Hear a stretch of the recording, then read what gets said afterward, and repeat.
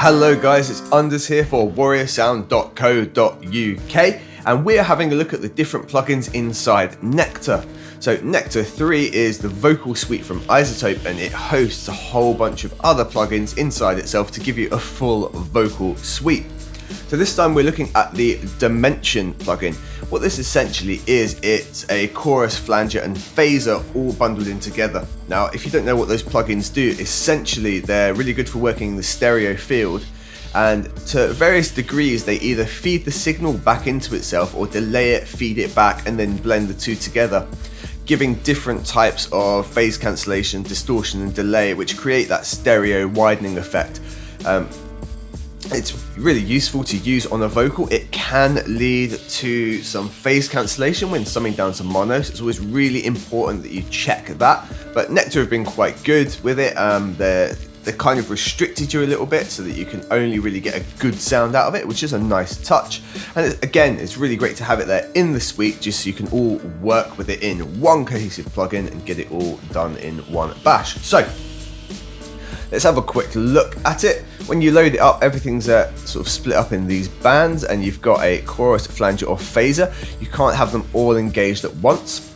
And remember how I said that it kind of works with frequency and delay and being fed back into itself. You'll notice that you've got feedback, the rate that it's going to oscillate. And if you go down to the phaser, you've also got a frequency area that you can use as well. So to select it, whichever one's highlighted in orange will enable, and you see if you go to the phaser, it enables the extra frequency option there for you at the end. And there it's really just a case of playing to taste.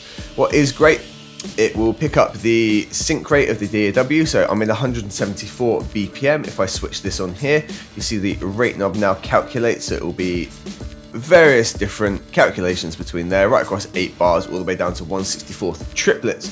So it will keep everything in perfect time for us across all of these in terms of rate and the oscillation that it's going to be feeding back into itself. So we can just have a quick listen to the chorus, the flanger and the phaser.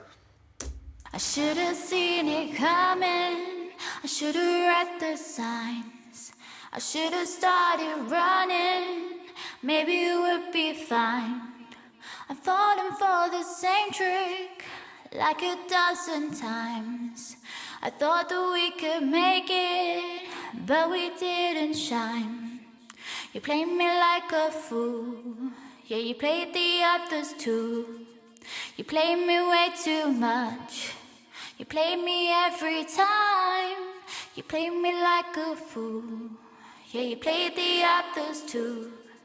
You played me way too much, you played me every... I should have seen it coming, I should have read the signs, I should have started running, maybe it would be fine. I'm falling for the same trick like a dozen times. I thought that we could make it, but we didn't shine. And that's our magic trick there. Now, one thing to note that's really important with the Dimension plugins, your mix up here, so anything that you introduce into Nectar has a mix plugin allowing for parallel processing. Dimension, really important that you want to have a blend of the two because you want the original signal to be in there. By default, when you load it, it's going to come to a 50% mix, okay? If you just wanted the effect, so maybe work with it on a separate bus or an aux, you could put it all the way to 100. But you need to be aware that the mix control is just up here as part of that little plugin input chain. So it's really important with this particular module inside Nectar 3. So guys, I hope that was helpful for you. I hope you've learned a little something. If it was, thank you very much for watching the video. I appreciate your time, and subscribing to the channel is always really helpful to me. And I will see you guys on the next one.